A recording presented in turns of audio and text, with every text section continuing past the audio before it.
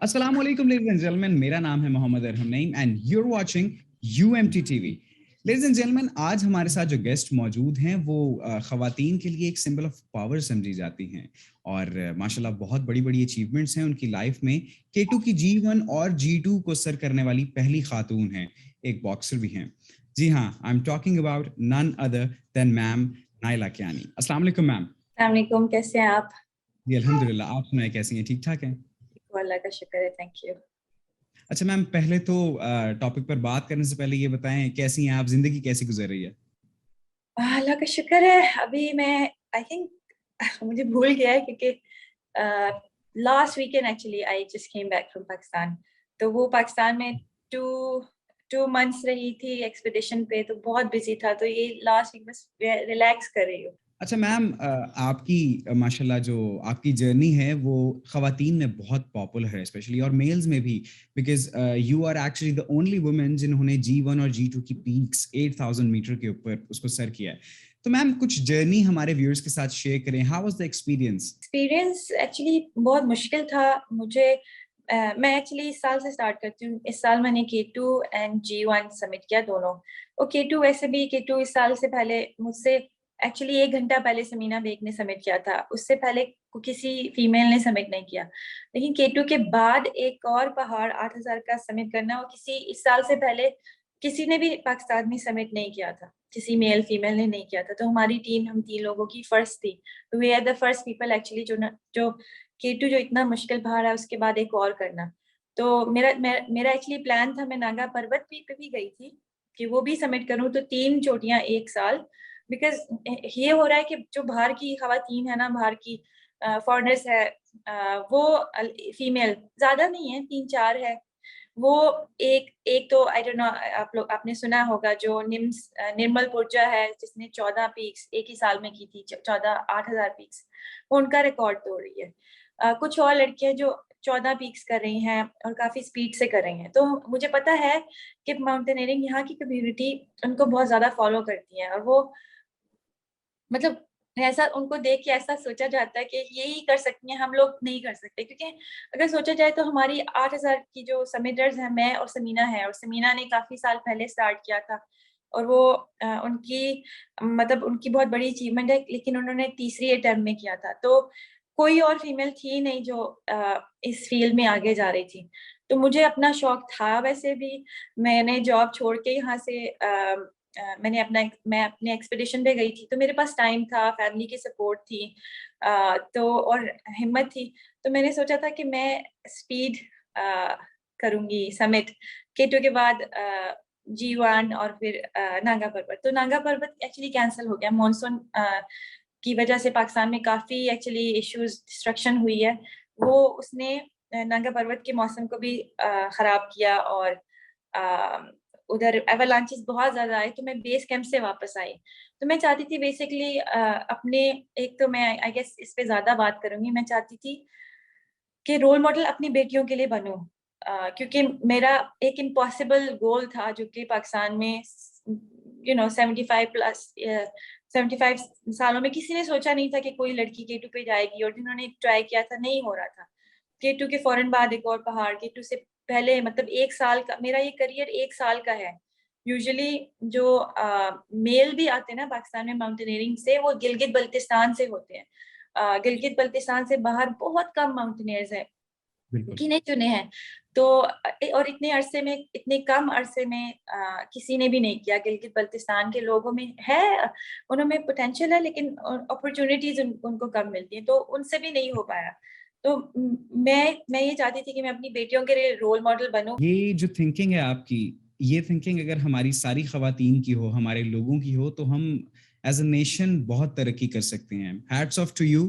और you are actually indeed a role model for your daughters as well and for the daughters of Pakistan as well.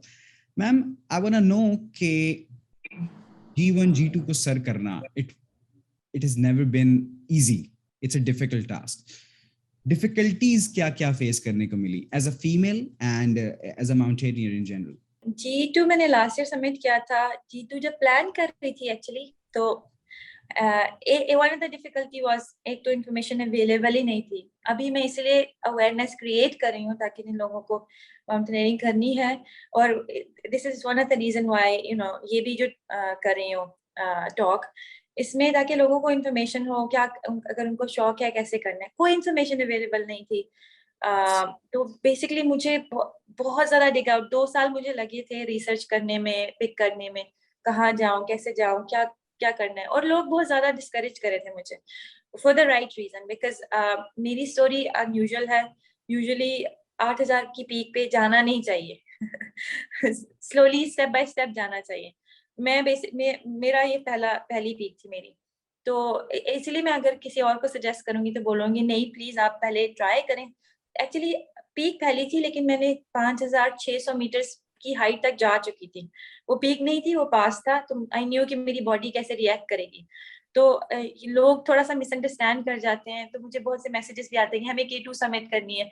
Possible नहीं है, you can't just decide कि मुझे पहली peak K2 करनी है। तो वो इन्फॉर्मेशन की कमी थी, लोग डिस्करेज कर रहे थे कि नहीं करो, क्योंकि मेरा ये था, सेल्फ फाइनेंस था।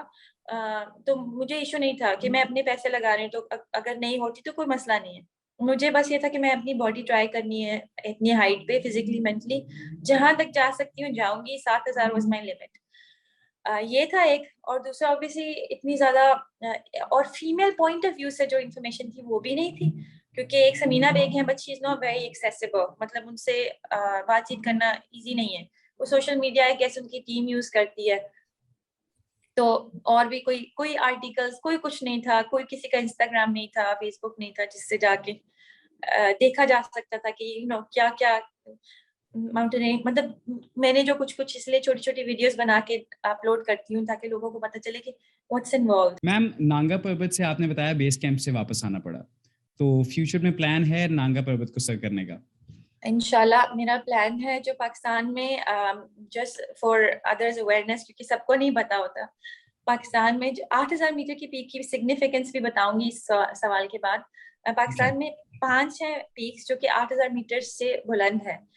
उसमें से 3 मेरी हो गई हैं और दो रहती हैं। एक नांगा पर्वत है, एक ब्रॉड पीक है। तो इंशाल्लाह नेक्स्ट समर, बेसिकली इनका सीजन सिर्फ समर में होता है। समर के अलावा वहाँ पे या तो बहुत सर्दी होती है, स्नो होती है, तो नहीं किया जा सकता। तो जून जुलाई में इंशाल्लाह मेरा प्लान है उन दोनों को दोबारा, मतलब दोबारा नहीं लेकिन उनको अटेम्प्ट करने का। अच्छा मैम, थोड़ा सा आपके बैकग्राउंड के ऊपर हम बात करना चाहेंगे। Like you were a boxer actually, you are a boxer. From boxing to a mountaineer, क्या जहन में सोच आई या क्या आपका इरादा था कि मुझे एक माउंटेनियर बनना चाहिए और पीक्स को सर करना चाहिए? से मुझे स्पोर्ट्स का बहुत शौक था, तो बॉक्सिंग में काफी साल से कर रही हूँ। आई थिंक 12 साल पहले स्टार्ट की थी और compete किया बॉक्सिंग में। फिर उसके बाद मैंने मेरी वो जो मतलब compete करना छोड़ दिया था, बिकॉज उसमें इजी नहीं था लड़कियों को जो मेरे लेवल की ढूंढना। मतलब डिफरेंट लेवल की लड़कियां हैं, तो उसमें इजी नहीं था फाइट्स ढूंढना, तो वो मैंने छोड़ दिया था। फिटनेस के लिए करती थी, अभी भी करती हूँ।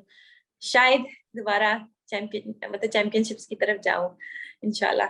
लेकिन वो बॉक्सिंग में जो एक्चुअली फिजिकली और मेंटली आपको बहुत फिट रहना पड़ता है, और फाइट्स में भी। अब अगर आप compete करते हैं तो मेंटली भी बहुत ज्यादा फिट होना पड़ता है। तो मुझे पता था कि बॉक्सिंग जब रिंग में होती थी ना मैं, तो ऑब्वियसली जब रिंग में होते हो आप, तो आप मारते भी हो, आपको पड़ती भी है।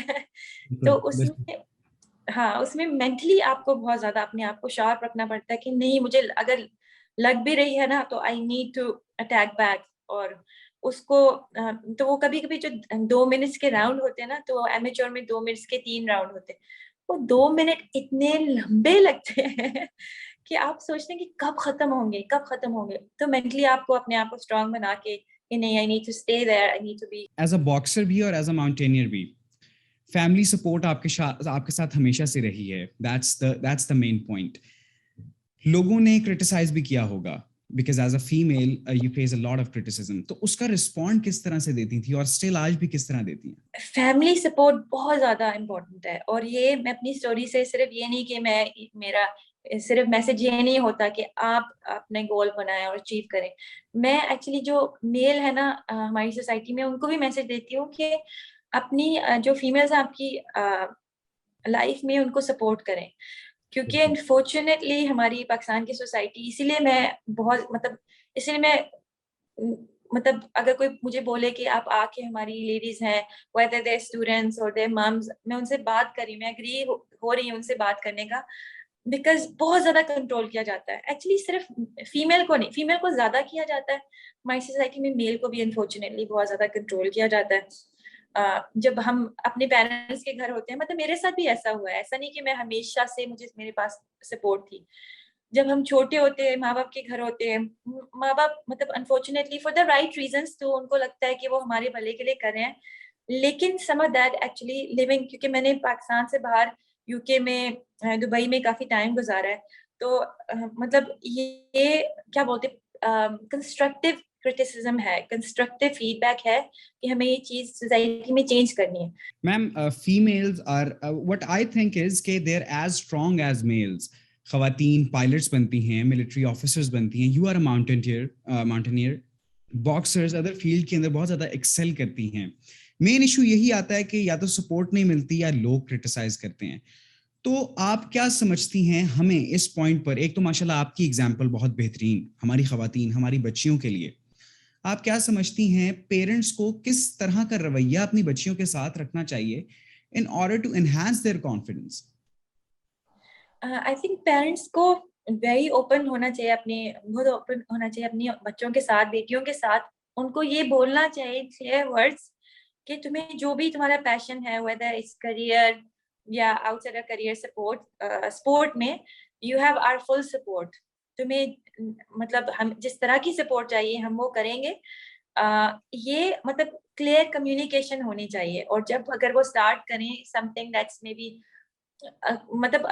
कुछ है चीजें जो कि थोड़ी सी हमारी सोसाइटी में, लेट्स से बॉक्सिंग, वो बॉक्सिंग इतना उसको अच्छा लड़कियों के लिए नहीं समझा जाता। तो अगर वो कर रही हैं, उनको उनको सपोर्ट करें, उनको लेके जाएं, वापस आए, प्राउडली उसके बारे में बात करें। अच्छा मैम, स्टार्टिंग में ऐसा भी होता है जो लोग आपको क्रिटिसाइज करते हैं जब आप वो अचीवमेंट कर, प्रीवियसली तो ऐसे होता है कि जब आप कोई अचीवमेंट करने जा रहे होते हैं तो लोग नॉन सीरियस लेते हैं, जिस तरह आपने पहले बताया कि यार ये क्या करेगा या ये क्या करेगी। और जब आप वो अचीवमेंट हासिल कर लेते हैं तो लोगों का रवैया इंटायरली डिफरेंट हो जाता है। वो लोग जो आपको कभी क्रिटिसाइज करते थे वो आपके हक में बोलना स्टार्ट कर देते हैं। तो ऐसा कोई एक्सपीरियंस हुआ आपके साथ? हुआ ऐसा, बिकॉज लास्ट ईयर मैंने G2 जब समिट की थी, तो माउंटेनियरिंग कम्युनिटी ही खुद ही हैरान थी। तो Yes. उसके बाद K2 का जब मैंने प्लान किया था, तो लोगों ने बस बोला था कि ठीक है G2 हो गई, because may be it's an easier 8000 है, K2 तो नहीं होने वाली इससे, ये तो इसने न्यू माउंटेनियर है। तो जब K2 भी हो गई अल्हम्दुलिल्लाह, तो वो यस, उनका फिर वो दे वर शॉक्ड।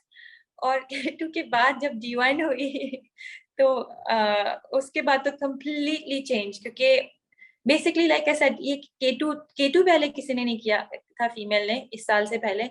K2 के बाद एक और पीक करना इज नॉट इजी, क्योंकि अगर लोग करते हैं तो K2 से पहले कोई और करते हैं पीक, फिर K2 पे जाते हैं। K2 के बाद नहीं हुआ ऐसा अब कभी भी पाकिस्तान में इस साल से पहले। तो उसके बाद जो लोग थे ना, जो जो डाउट करते थे, वो भी रिस्पेक्ट देना शुरू हो गए कि नहीं, यस ठीक है, इसने लास्ट ईयर स्टार्ट किया, लेकिन इसमें स्किल है ही, टैलेंट है, तभी इसने ये सब कुछ किया है। मैम, लोग हमारे पाकिस्तान के कहते हैं पाकिस्तान से बाहर बहुत खूबसूरती है। आपने तो माशाल्लाह पाकिस्तान की खूबसूरती और कुदरत को बहुत करीब से एक्सपीरियंस किया है। तो क्या लगता है आपको पाकिस्तान की खूबसूरती और कुदरत के मुतालिक? अल्हम्दुलिल्लाह मैंने 39 कंट्रीज ट्रैवल किया है, क्योंकि आई वाज काउंटिंग। लेकिन जब मैं गिलगित बल्तिस्तान फर्स्ट टाइम गई थी 4 साल पहले गई थी, आई हैड नो आइडिया कि मैं इतना ज्यादा पाकिस्तान जाऊंगी। उसके बाद उसके बाद मैं, मेरा काउंट आई गेस उस वक्त मैं 36 पे थी शायद, 4 साल पहले, तो 2-3 कंट्रीज ऐड हुए थे। लेकिन उससे पहले मैं हर साल 3-4 कंट्रीज जाती थी, पाकिस्तान नहीं आती थी।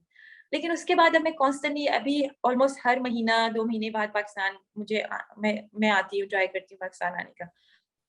तो मुझे मैं गिलगित बल्तिस्तान को देख के ही शॉक्ड हो गई थी। मैंने अभी पूरा पाकिस्तान नहीं देखा है, मैं ऐसा ऐसा ट्रैवल करूंगी, लेकिन आई वाज शॉक्ड कि हमारा कंट्री, हमारा पाकिस्तान इतना खूबसूरत है। Thank you so much for your time. At last कोई एडवाइस हमारे लोगों के लिए, यूथ के लिए स्पेशली, और हमारी फीमेल्स के लिए?